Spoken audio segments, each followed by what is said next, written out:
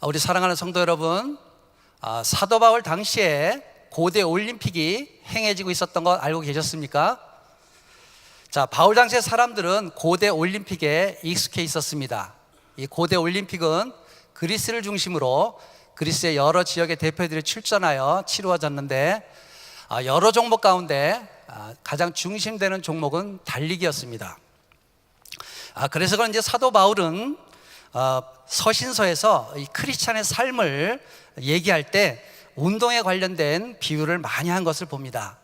자, 그 당시에 사람들은 이 올림픽에 익숙해 있었기 때문에 그들은 사도 바울이 운동에 관련된 비유로 표현했을 때 그의 말을 쉽게 이해하였을 것입니다. 사도 바울은 고린도전서 9장에서도 보면 그리스도인의 삶을 표현할 때 달리는 선수로, 그리고 링에서 싸우는 권투 선수로 비유한 것을 봅니다.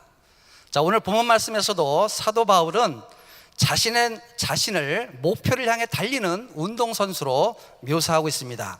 12절과 14절을 한번 보겠습니다. 먼저 12절 말씀. 내가 이미 얻었다함도 아니요 온전히 이루었다함도 아니라 오직 내가 그리스도 예수께 잡힌 바 된 그것을 잡으려고 쫓아가노라. 우리 14절 말씀부터 보겠습니다. 표대를 향하여 그리스도 예수 안에서 하나님 위에서 부르신 부름의 상을 위하여 쫓아가노라. 쫓아간다는 것은 달려간다는 의미입니다. 자, 사도 바울은 계속해서 아직도 쫓아간다, 달려간다고 말하고 있습니다. 자, 사도 바울이 이 빌립보서를 기록할 때는 사도 바울이 사역한 지 얼마나 되었을까요? 자, 바울이 로마에 감금되어 이 빌립보서를 기록할 때는 예수님을 만나 사역을 한 지 적어도 25년이 지난 때였습니다. 자, 바울은 25년 정도를 열심히 주의 사역을 감당하고 있었음에도 불구하고 이제 이 정도면 되었다고 얘기한 것이 아니라 아직도 나는 달리고 있다는 것입니다. 자, 이러한 모습을 통해서 생각나는 분이 계십니다. 자, 우리들의 김광신 원로 목사님, 그 오랜 세월 힘든 몸을 이끄시고서도 세계 선교를 감당하시다가 죽으리라는 각오로 몸부림치시며 달려가시는 모습을 보게 됩니다. 참으로 저희들에게 믿음의 본을 보여주고 계십니다. 또한 우리 한기용 담임 목사님 생각하게 됩니다. 죽으면 죽으려는 각오로 세계 선교를 위해서 또한 대내적인 엄청난 사역을 감당하시며 달려가시는 모습을 보게 됩니다. 자, 우리들은 이러한 원로 목사님과 담임 목사님을 모시고 신앙생활 한다는 것 참으로 축복인 줄로 믿습니다. 할렐루야. 자, 사도 바울이 이토록 오랜 세월을 달리고도 지금도 계속해서 달리고 있는 이유가 무엇일까요? 그것은 그에게는 달려가야 할 목표, 표대가 있기 때문입니다. 오늘 본문 말씀에서 달려가야 할 목표에 대해서 두 가지를 말하고 있습니다. 하나씩 살펴봅니다. 첫 번째는 우리 12절 후반부에 오직 내가 그리스도 예수께 잡힌 바 된 그것을 잡으려고 쫓아가노라. 자, 그리스도 예수께 잡힌 바 된 그것을 잡으려고 쫓아간다는 것입니다. 자, 그렇다면 사도 바울이 예수님께 잡힌 바 된 그것은 무엇을 말하는 것일까요? 사도행전 9장 15절 말씀 우리 같이 한번 읽어보겠습니다. 시작. 주께서 가라사대 가라, 이 사람은 내 이름을 이방인과 임금들과 이스라엘 자손들 앞에 전하기 위하여 택한 나의 그릇이라. 자, 예수께 잡힌 바 된 그것은 바로 예수 그리스도께 받은 사명을 말하는 것입니다. 그는 특별히 이방인의 사도로 붙잡힌 바 된 것을 쫓아간다는 것입니다. 그런데 이전에 바울은 어떠한 사람이었습니까? 예수 믿는 자들을 핍박하고 그들을 잡아 가두는 일에 열심이었던 사람입니다. 우리 사도행전 9장 1절에서 2절 말씀 우리 같이 한번 읽어보겠습니다. 시작. 사울이 주의 제자들을 대하여 여전히 위협과 살기가 등등하여 대제사장에게 가서 다메섹 여러 회당에 갈 공문을 청하니 이는 만일 그 돌을 쫓는 사람을 만나면 물론 남녀하고 결박하여 예루살렘으로 잡아오려 함이라. 자, 바울의 예전 이름이 사울이었죠. 자, 사울은 대제사장의 허락을 받아서 그 돌을 쫓는 사람, 즉 예수 믿는 자들은 남녀를 불문하고 결박하여 예루살렘으로 잡아오려 했던 살기가 등등했던 사람입니다. 그런 사울이 다메섹에서 예수님을 만나 극적으로 변화되어 구원받았을 뿐만 아니라 이방인을 구원하라는 부르심을 받고 그 사명을 감당하는 사도가 되었습니다. 자, 사도행전 9장 3절에서 5절 말씀 우리 같이 한번 읽어보겠습니다. 시작. 사울이 행하여 다메섹에 가까이 가더니 호련히 하늘로서 빛이 저를 둘러 비치는지라 땅에 엎드려져 들음에 소리 있어 가라사대 사울아 사울아 내가 어찌하여 나를 핍박하느냐 하시거늘 대답하되 주여 니시오니까 가라사대 나는 내가 핍박하는 예수라. 예수께서 사울을 부르시고 그를 붙드신 것은 그를 구원해 주시고 복음을 위하여 예수 그리스도의 사명을 감당하기 위한 주의 종, 즉 사도 바울이 되게 하시기 위함이었습니다. 그리고 사도 바울은 자기를 향한 주의 뜻, 사명을 온전히 깨닫고 발견하였습니다. 그렇기 때문에 25년 동안이나 주님의 뜻을 이루고자 주의 사역을 감당하였지만 본인 스스로를 봤을 때 나는 아직도 아니라는 것입니다. 나는 아직도 멀었다는 것입니다. 왜 그렇습니까? 그의 목표는 예수 그리스도의 복음을 통하여 세계 선교를 감당하는 것이었기 때문에 자신은 아직도 멀었다는 것입니다. 갈 길이 아직도 멀다는 것입니다. 자, 12절 말씀을 다시 봅니다. 자, 같이 읽어보겠습니다. 시작. 내가 이미 얻었다함도 아니요 온전히 이루었다함도 아니라 오직 내가 그리스도 예수께 잡힌 바 된 그것을 잡으려고 쫓아가노라.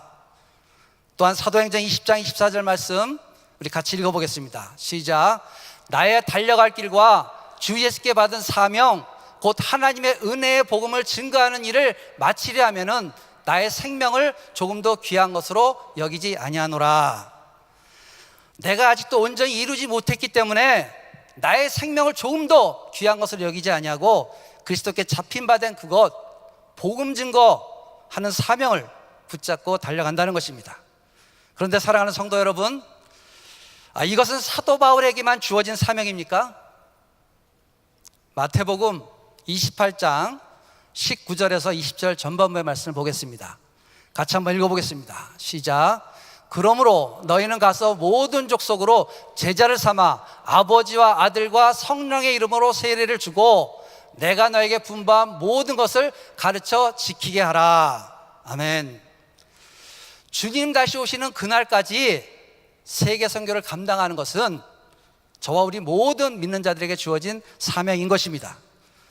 우리 은혜교회 성도인들은 주님께 붙잡힌 바 된 사명을 온전히 깨닫기에 세계 선교에 힘을 쏟고 있는 줄로 믿습니다.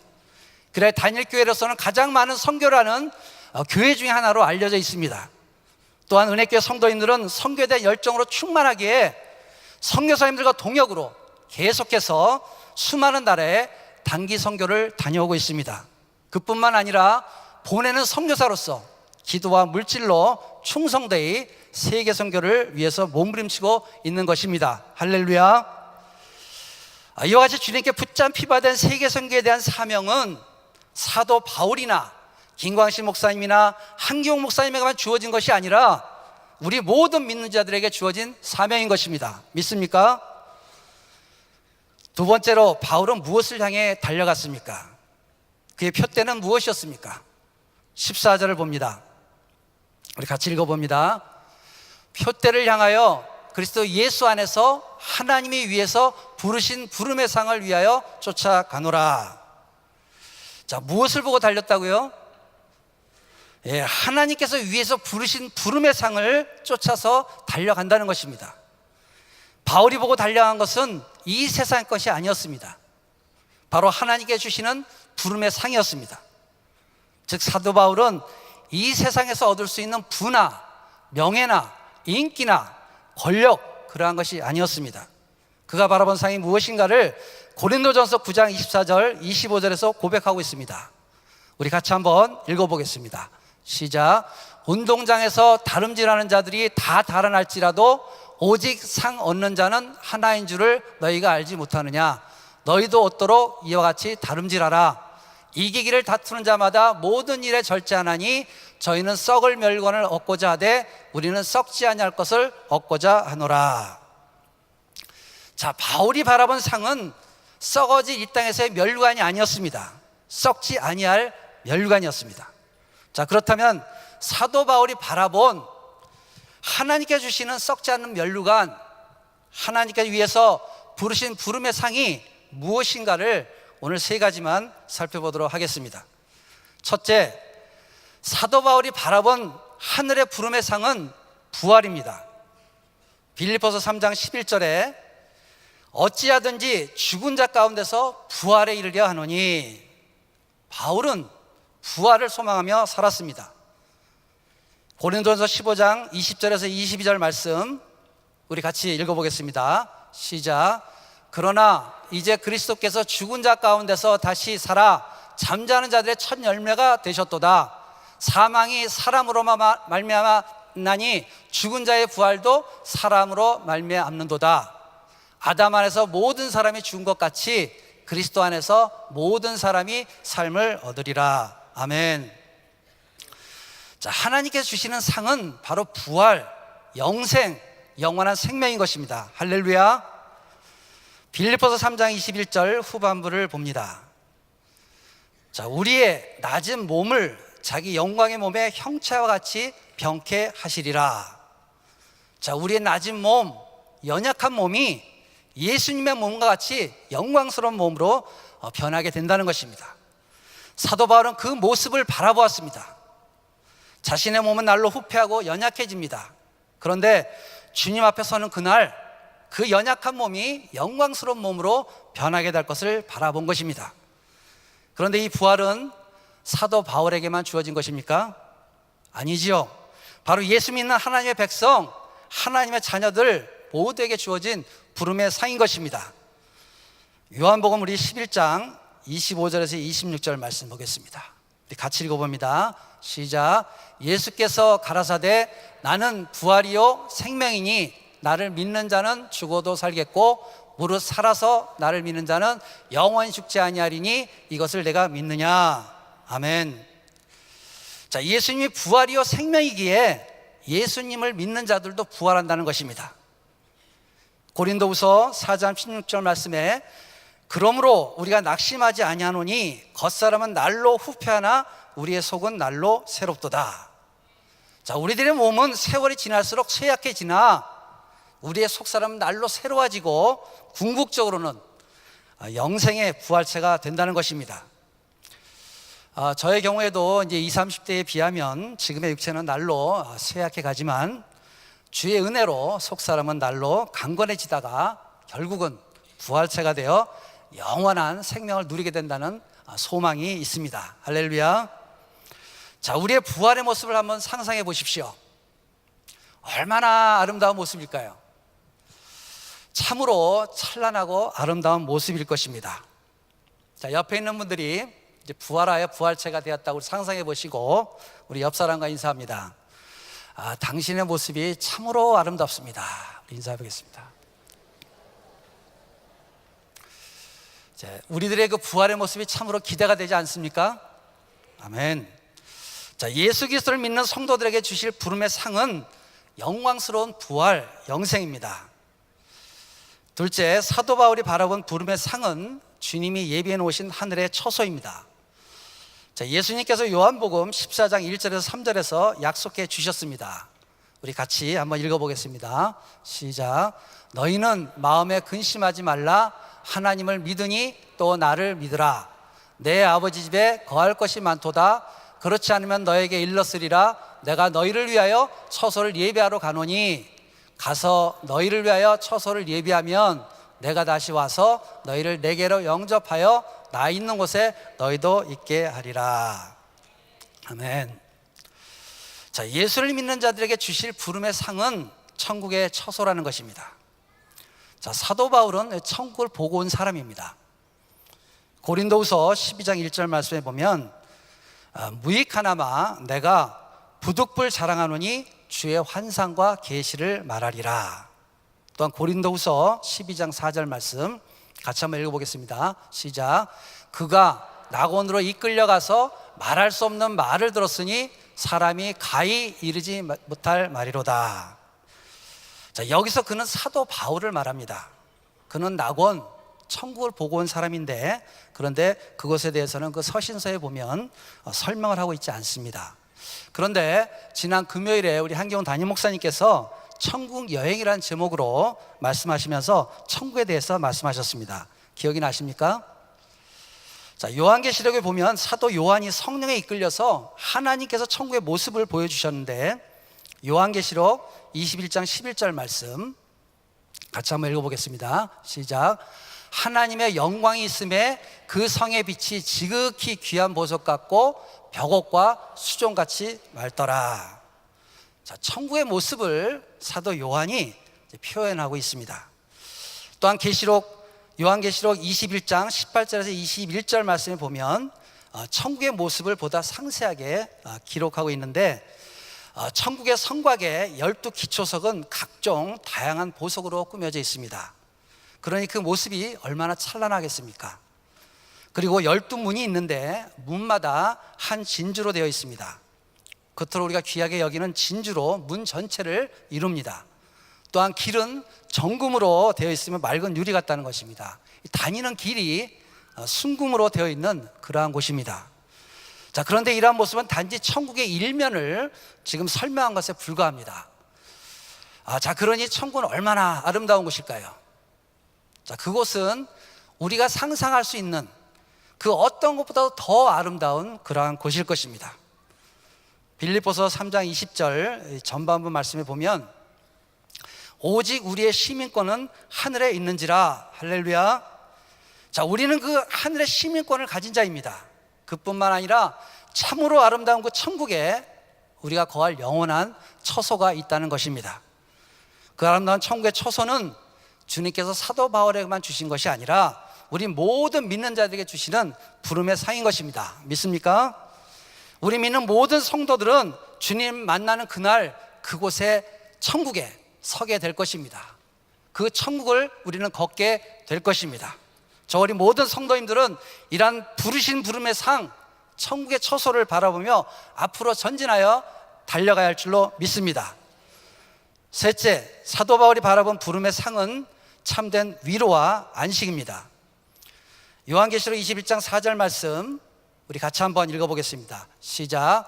모든 눈물을 그 눈에서 씻기심에 다시 사망이 없고 애통하는 것이나 곡하는 것이나 아픈 것이 다시 있지 아니하리니.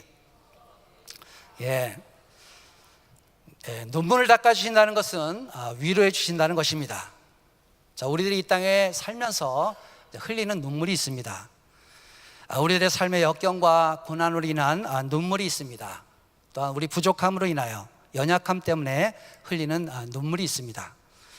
우리의 이웃을 위해서 또 영혼 구원을 위해서 우리가 흘리는 눈물이 있습니다. 우리들은 이 세상 환난과 핍박 가운데 흘리는 눈물이 있습니다. 그러나 우리가 주님 앞에 서는 그 순간 주님께서는 우리의 눈에 눈물을 닦아 주시는 것입니다. 위로해 주시는 것입니다. 그리고 우리를 포옹해 주시면서 참 잘 왔다, 반갑게 맞아 주실 것입니다. 할렐루야. 그러므로 우리 가운데 진정한 위로와 안식이 있게 될 것입니다. 우리가 이 세상에 살면서 짊어지고 가던 모든 짐들 다 내려놓게 되는 것입니다. 그래 이제는 더 이상의 고통과 아픔, 슬픔과 애통, 죽음이 없게 될 것입니다. 주님께서 주시는 진정한 위로와 안식이 바로 우리들에게 주어질 부름의 상인 것입니다. 이와 같이 바울은 이 땅의 것을 목표로 하지 않았습니다. 하늘의 것에 목표를 두었습니다. 그리스도께 잡힌 바 된 그것을 잡으려고 달려갔습니다. 그의 주어진 사명을 쫓아서 달려갔습니다. 그뿐만 아니라 사도 바울은 하늘의 상을 바라보고 달려갔습니다. 그는 부활을 소망했습니다. 영원한 초소를 바라보았습니다. 주님 안에서의 참된 위로와 안식을 바라보고 나아갔습니다. 그리고 그는 그 표대가 아직도 내 앞에 있기 때문에 달린다는 것입니다. 이 정도 갔으면 됐다가 아니라 바로 그 영적 표대가 아직도 그의 앞에 있기 때문에 그는 오늘도 앞을 향해 달려간다는 것입니다. 그런데 사랑하는 성도 여러분, 이것은 바울에게만 주어진 사명이요 또한 부르심의 상입니까? 이것은 저와 우리 모든 성도님들에게 주어진 사명이요 저와 우리 모든 성도님들이 바라보고 나아가야 할 부름의 상인 것입니다. 이와 같이 우리 믿는 모든 성도님들도 사도 바울과 같은 사명을 받았기에 하나님께서 예비하신 부름의 상, 즉 부활과 하늘의 처소, 그리고 천국에서 영원한 위로를 바라보며 우리에게 주어진 영원 구원, 세계 복음을 위하여 힘차게 달려가야 할 줄로 믿습니다. 자, 오늘 말씀을 보면 사도 바울이 앞에 있는 표대를 향해 집중해서 달리기 위해 그가 또한 뒤에 있는 것을 잊어버린다는 것입니다. 자, 본문 13절 말씀을 보겠습니다. 우리 같이 한번 읽어보겠습니다. 시작. 형제들아, 나는 아직 내가 잡은 줄로 여기지 아니하고 오직 한 일, 즉 뒤에 있는 것은 잊어버리고 앞에 있는 것을 잡으려고 달려간다는 것입니다. 앞을 향해 달리기 위해서 바울은 뒤에 있는 것을 잊어버린다는 것입니다. 자, 그렇다면 바울이 잊기 원했던 뒤의 것은 무엇이었을까요? 자, 바울이 잊어버리기 원했던 것은 예수님 만나기 전에 그가 사랑했던 것들, 자랑했던 것들, 유익하게 여겼던 것들 다 잊어버리겠다는 것입니다.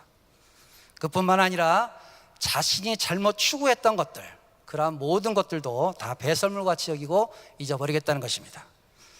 그런데 바울은 예수님 만나기 전에 그러한 것들만 잊어버린다는 것이 아닙니다. 그가 예수 만나고 난 후에 자신이 행했던 모든 것들 또한 잊어버리겠다는 것입니다. 예수 만나고 나서 그가 행했던 사역들, 그가 남겨놓은 수많은 업적들도 다 잊어버리겠다는 것입니다. 자, 사도 바울이 어떤 사람이었습니까? 자, 그를 통해서 무수히 많은 사람들이 구원을 받았습니다. 또한 그를 통해서 수많은 교회가 세워졌습니다. 그리고 그를 통해서 하나님의 놀라운 역사가 많이 일어났습니다. 그러나 그는 그러한 모든 것을 다 잊어버린다는 것입니다. 그는 옛날 자랑하지 않겠다는 것입니다. 왜 그랬습니까? 그는 달려갈 목표가 있기 때문입니다. 달려갈 표대가 아직도 자신 앞에 놓여있기 때문에 뒤에 있는 것들은 다 잊어버린다는 것입니다.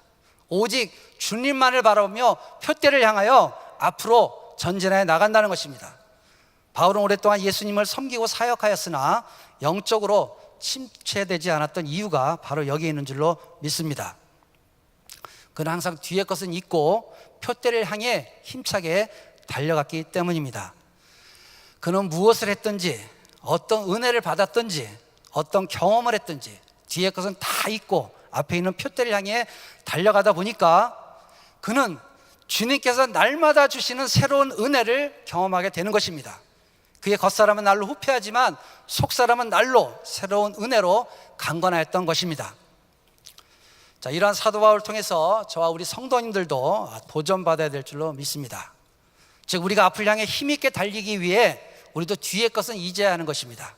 그러면 우리들이 잊어야 할 뒤의 것들은 무엇이 있을까요? 자, 우리 지난날의 실패와 좌절, 아픈 경험들 다 잊어야 합니다. 자, 우리들의 과거의 아픈 상처나 실패의 경험, 이러한 무거운 짐들을 내려놓지 않으면 바로 그것들이 우리를 발목을 잡는 것입니다. 앞으로 힘있게 나아가는 것을 방해하는 것입니다. 저 자신도 과거에 아픈 기억이 있습니다.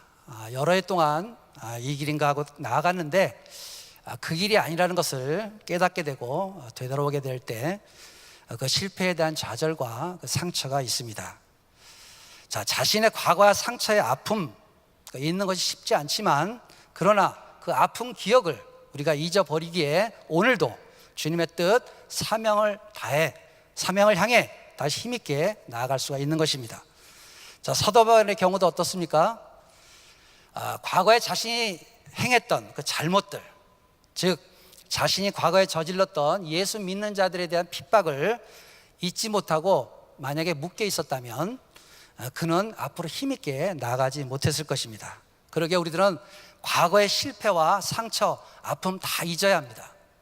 그뿐만 아니라 과거의 자랑, 과거의 업적들도 다 잊어야 합니다. 왜 그렇습니까? 자, 우리들의 신앙생활은 과거를 지향하는 것이 아니라 현재 진행형으로 미래를 향해 나아가는 것이기 때문입니다. 우리는 언제나 현재, 때를 따라 돕는 은혜가 필요한 자들입니다. 그리고 그 힘으로 우리는 계속해서 앞으로 달려갈 목표, 표대가 있기 때문입니다. 그리고 우리는 과거의 실패와 아픔과 상처가 짐이 되어 앞으로 나아가는데 방해가 되었어도 안 될 뿐만 아니라 과거의 자랑으로 자만하고 태만한 자세를 가져서도 안 되는 것입니다. 믿습니까? 저 우리 모든 성도님들, 과거의 실패와 아픔의 짐들, 그리고 자랑들 다 잊어버리고 표대를 향해 부름의 상, 즉 부활과 천국의 처소, 영원한 위로와 안식을 바라보며 힘차게 앞으로 전진할 수 있기를 예수님으로 축원합니다. 그런데 우리 사랑하는 성도 여러분, 우리가 가는 이 길이 실제로는 어떻습니까? 결코 쉬운 길이 아닙니다. 마태복음 7장 13절에 14절 말씀 우리 한번 같이 읽어보겠습니다. 마태복음 7장 13절 14절 말씀 시작. 좁은 문으로 들어가라. 멸망으로 인도하는 문은 크고 그 길이 넓어 그들이로 들어가는 자가 많고 생명으로 인도하는 문은 좁고 길이 협착하여 찾는 이가 적음이니라. 아멘. 그래서 예수님께서 말씀하셨습니다. 예수님은 그리스도인들이 가는 길은 좁은 길이라고 하셨습니다. 힘들고 어려운 참으로 좁은 길이라는 것입니다.